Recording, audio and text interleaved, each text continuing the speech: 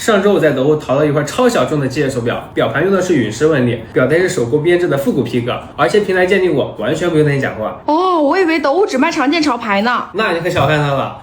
我上次还买那个小众品牌的渔夫帽，面料是有纹理的防水布，下雨天戴着也没问题。我在德国发现了一个很小众的香薰牌子，他们家的香薰蜡烛造型都是那种不规则的，味道好闻又小众，是佛手柑混合雪松的味道。香薰蜡烛我也喜欢，到时候发我链接。行，我买过一个小众运动品牌的水壶，它的材质是4分级的硅胶，随意折叠，而且出门携带超方便，外观设计很新颖，健身的时候戴着。别人都问我在哪买的，看我这衣服也是在德国买的。别说我不告诉你啊，现在德国新价才1元起。哇，这么划算啊！真的，同款我都整理在这里了，不信你就去试试。而且在德国还能买到全网独断货拉布布，还是鉴定过的正品。我喜欢买手机壳，上在德物上买了一个小众品牌的手机壳。